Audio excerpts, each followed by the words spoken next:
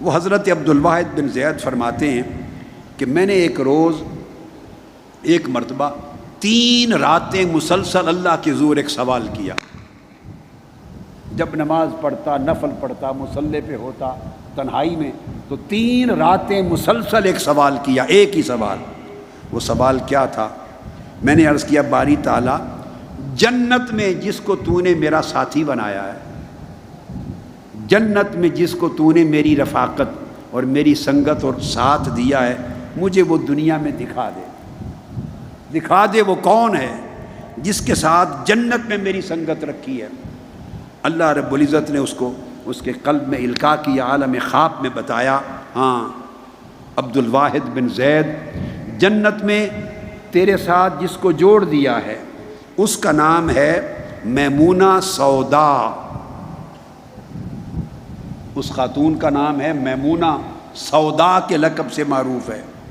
اب یہ خواب میں باری تعالیٰ ارشاد فرماتے ہیں، اس کو زیارت ہو رہی ہے. باری تعالیٰ وہ کہاں کی ہے؟ فرمایا کوفہ سے ہے، فلاں قبیلے سے ہے، اس کا پتہ کیا ہے؟ فلاں کوچے میں.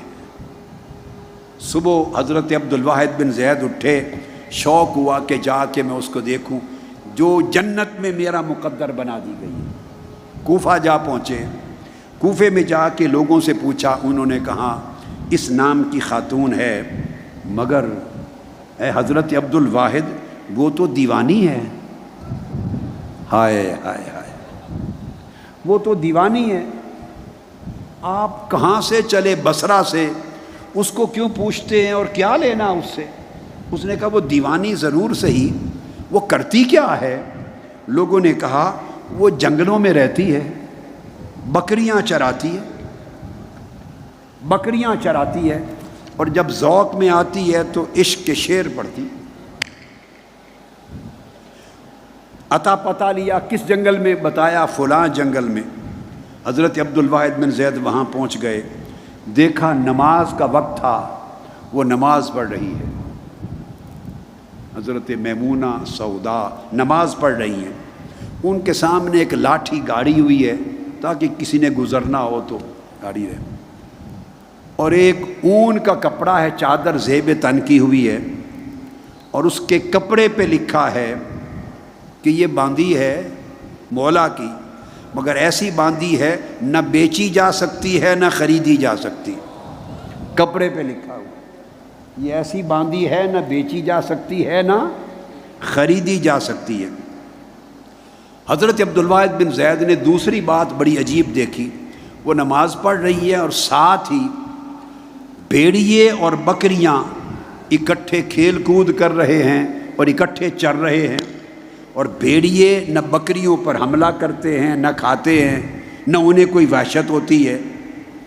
یہ منظر دیکھ کر حیرت زدہ رہ گئے. جب نماز سے فارغ ہوئی، سلام کیا اور آ کے بیٹھے حضرت عبداللہ بن زید ان کے پاس، تو میمونہ سودا نے کہا عبدالواحد بن زید چلے جائیے، ابھی ملاقات کا وعدہ نہیں آیا. وہ رات خواب میں اللہ رب العزت کی طرف سے پیغام لے کے آیا، یہ جنت کی رفیقہ ہے. وہ کہنے لگی آپ چلے جائیں، ابھی ہمارے اکٹھے بیٹھنے رہنے کا وقت نہیں آیا، وہ وعدے کا دن آئے گا تو آ جانا. انہوں نے کہا میں جاتا ہوں مگر مجھے کوئی نصیحت کر دیں مجھے.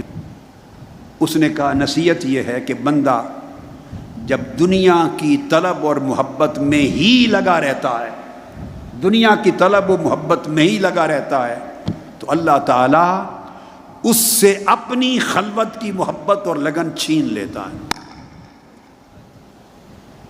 اور قرب کو دوری سے بدل دیتا ہے، اور اس کی بجائے وحشت اور طبیعت کی بیگانگی، اللہ کے قرب اور محبت کے ساتھ طبیعت کی بیگانگی اس کے دل میں طاری کر دیتا ہے. پھر اس نے اپنے ذوق میں مستی میں کچھ شعر پڑھ دیے. حضرت عبدالواحد بن زید نے کہا اے اللہ کی عاشق بندی، مجھے جاتے جاتے اتنی بات بتا دیں کہ یہ قصہ کیا ہے، بھیڑیے تیری بکریوں کے ساتھ کھیل رہے ہیں، نہ بکریاں ان سے ڈرتی ہیں نہ وہ ان پہ جھپٹتے ہیں، یہ ماجرا کیا ہے؟ اس نے کہا اس کے علاوہ کچھ نہیں پوچھو گے؟ اس نے کہا نہیں۔ انہوں نے کہا سن لو، جب سے میں نے مولا سے صلح کر لی ہے، جب سے میں نے مولا سے صلح کر لی ہے، تب سے بھیڑیوں نے میری بکریوں کے ساتھ صلح کر لی ہے۔ جب میں مولا کے ساتھ موافقت کے رشتے میں آ گئی ہوں، تب سے بھیڑیے میری بکریوں کے ساتھ موافقت اور یگانت کے رشتے میں آ گئے ہیں۔ اس کا مطلب یہ ہے من کان للہ کان اللہ لہ، جو بندہ اللہ کا ہو جائے اور اللہ کے عشق کا شراب کی شراب پی لے اور اللہ کے ساتھ اپنے دل کی لو لگا گئے اور دل کے خلوت کدے کو ہر غیر کے خیال طلب اور چاہت سے خالی کر دے اور جڑ جائے اس کے من کی تار اس مولا کے عشق کے ساتھ، اللہ پاک دنیا کو اس کی موافقت میں پا ڈال دے۔